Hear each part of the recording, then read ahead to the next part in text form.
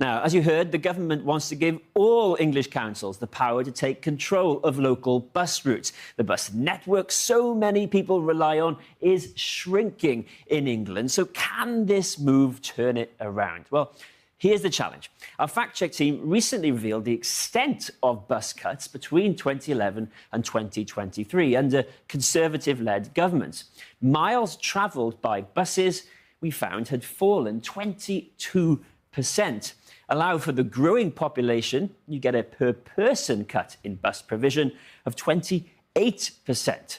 So what are the real-world effects of these bus cuts? We have some answers shared exclusively with us by the Institute for Public Policy Research.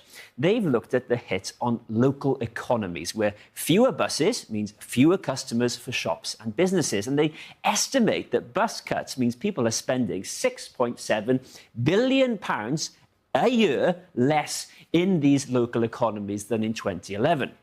Bus cuts have hit jobs too. 3,000 jobs lost directly from people working in the local bus industry over this time frame, they estimate. Factor in the knock-on effects on local economies, they calculate 39,000 jobs have been lost overall.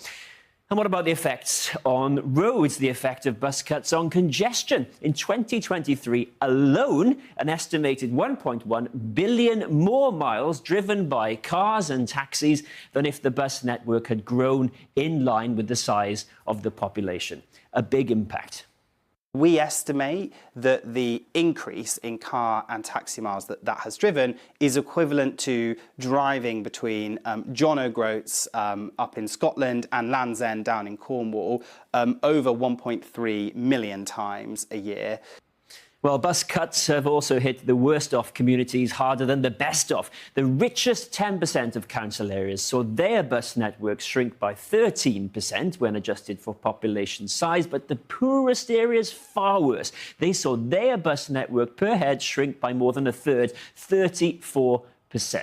Well, a spokesperson for the Department for Transport said after decades of decline, we are fast-tracking the journey to better buses by giving more powers to councils and investing £1 billion in services. The Conservatives, who were in power during this 12-year period, did not respond to requests for a comment.